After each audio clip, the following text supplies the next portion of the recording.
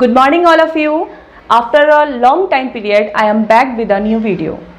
And today's topic is different generation of a computer.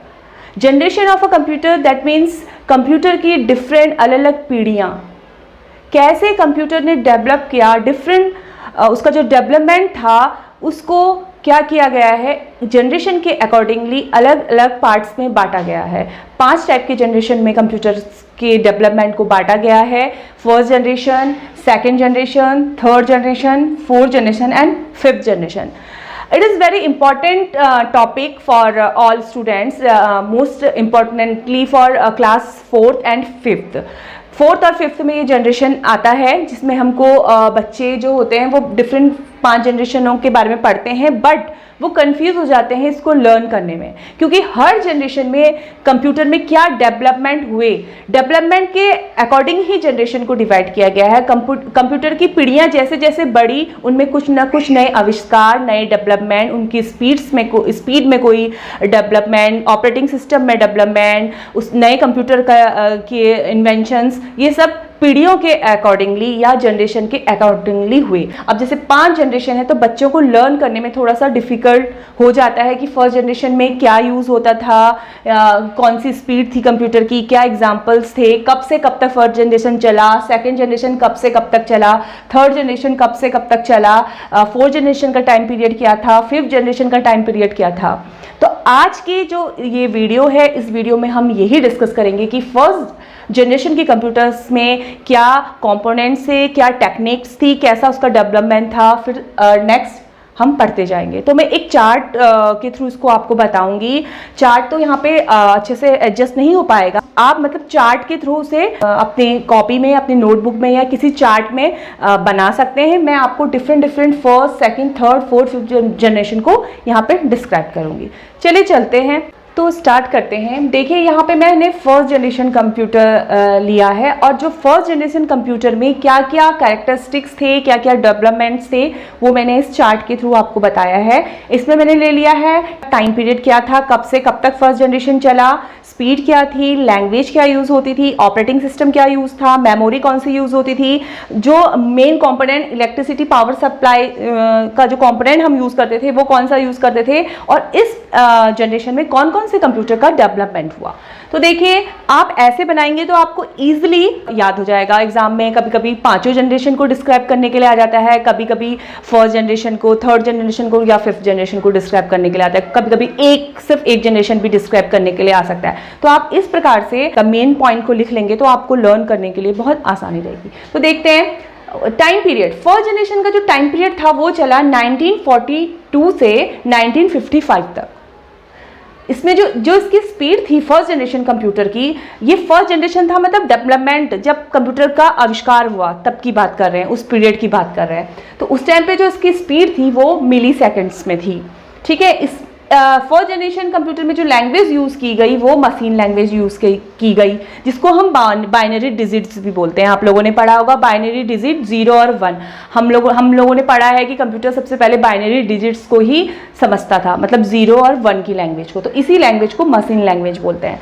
इस generation first generation के computer में जो operating system का यूज़ हुआ वो बैच प्रोसेसिंग का यूज़ हुआ। मेमोरी में पंच कार्ड और मैग्नेटिक टैब का यूज़ हुआ। ये जो पॉइंट है ये बहुत इंपॉर्टेंट है। ये अधिकतर एग्जाम्स में कोई कंपटीशन वाले एग्जाम्स भी आप देने जाते हो तो भी ये क्वेश्चन पूछा जाता है कि फर्स्ट जनरेशन कंप्यूटर में कौन सा बेसिक कंपोनेंट का यूज़ हुआ, तो वो था वैक्यूम ट्यूब का।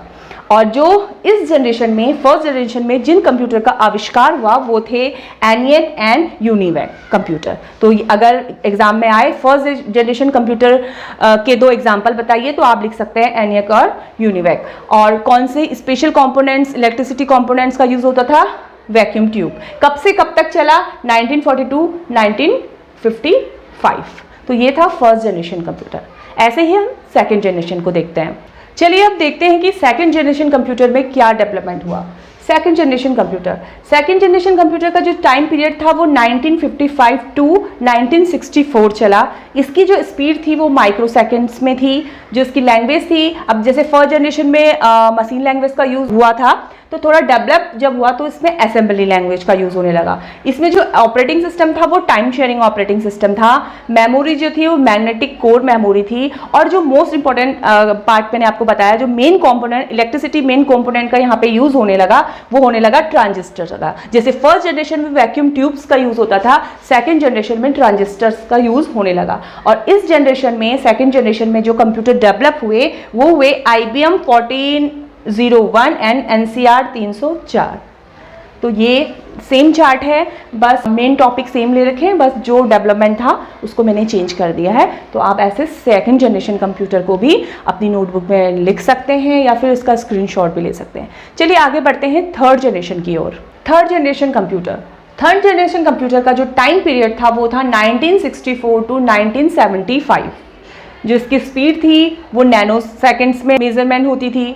जो इसमें लैंग्वेज यूज़ होती थी अब मशीन और असेंबली लैंग्वेज से थोड़ा और डेवलप हो गया था, तो हाई लेवल लैंग्वेजेस इसमें यूज़ होती थी। Operating system remote processing operating system था, मतलब जो भी ऑपरेटिंग सिस्टम हम इसमें यूज़ करते थे वो अपने अकॉर्डिंगली हम यूज़ कर सकते थे, इसलिए इसको रिमोट प्रोसेसिंग बोला गया। जो मेमोरी थी वो मैग्नेटिक टेप यूज़ होने लगा इसमें, और जो main component electricity power supply वाला यूज़ होता था, जैसे पहले जनरेशन में वैक्यूम ट्यूब, दूसरे में ट्रांजिस्टर, इसमें जो होने लगा उसका नाम था इंटीग्रेटेड सर्किट। ठीक है, और जो इस जनरेशन में थर्ड जनरेशन में जिस कंप्यूटर का डेवलपमेंट हुआ उनका नाम था IBM 360 और PDP 8 और PDP 11। तो ये था थर्ड जनरेशन का डेवलपमेंट। तो अब बढ़ते हैं आगे फोर्थ जनरेशन में। Fourth generation computer, fourth generation computer में का जो टाइम पीरियड था वो था 1975 टू 1989। इसमें जो स्पीड थी उसका मेजरमेंट होता था पिको सेकेंड में। लैंग्वेज डोमेन बेस्ड थी। ऑपरेटिंग सिस्टम जो यूज़ होने लगा वो GUI ऑपरेटिंग सिस्टम यूज़ होने लगा इस टाइम पे डेवलप होके। GUI ग्राफिकल यूज़र इंटरफेस होता है जिसमें हम पिक्चर्स, इमेजेस, है ना, एनिमेशन, इन चीज़ों का यूज़ होने लगा था, जो मतलब ऐसा ऑपरेटिंग सिस्टम जो पिक्चर बेस्ड था। Memory Winchester user interface memory का यूज़ होने लगा। इलेक्ट्रिसिटी पावर सप्लाई कंपोनेंट्स जो अब आगे बढ़ गया था वो था माइक्रो प्रोसेसर बन चुका था, माइक्रो प्रोसेसर का यूज़ होने लगा।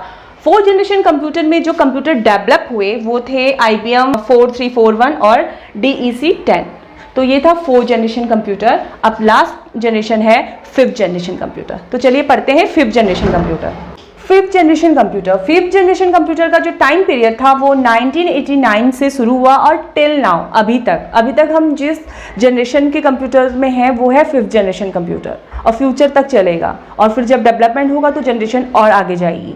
तो अभी जो हम एट प्रेजेंट जिस जनरेशन में है वो है फिफ्थ जनरेशन कंप्यूटर। कहाँ से शुरू हुआ ये फिफ्थ जनरेशन? 1989 से अभी तक चल रहा है। फिफ्थ जनरेशन कंप्यूटर में जो कंप्यूटर हैं उनकी स्पीड पिको सेकंड्स में मेजर होती है। इसमें जो लैंग्वेज है सारी high level languages fifth generation computer में यूज़ होती है, जैसे C++, ये सब।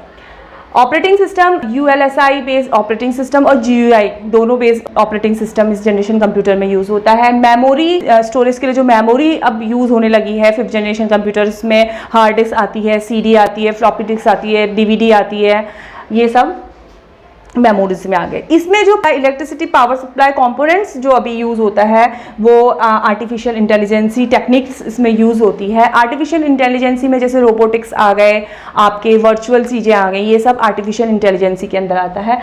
इस जनरेशन कंप्यूटर जो डेवलपमेंट हुआ उसमें डेस्कटॉप सामने आए, लैपटॉप का डेवलप हुआ, पाम टॉप, पैड, डिफरेंट जो हम आजकल टेक्निक्स अपने डिफरेंट हाई लेवल टेक्निक्स वाले PCs यूज़ कर रहे हैं, ये सब फिफ्थ जनरेशन कंप्यूटर के अंदर आया।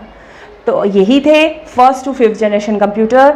इस वीडियो में आपने देखा कि कैसे first to fifth generation computer में डेवलपमेंट होता गया, कौन कौन सी टेक्निक्स डेवलप होती गई। तो ये जो मैंने वीडियो बनाई है ये बहुत इजी वर्क करेगी उन बच्चों के लिए जिनके कोर्स में ये है और जिनको ये एग्ज़ाम में आता है, पढ़ता है उनको, तो वो ऐसे चार्ट बनाकर अगर इसको लर्न करेंगे तो बहुत ईजी रहेगा। आई होप आपको ये वीडियो पसंद आई होगी। Thank you.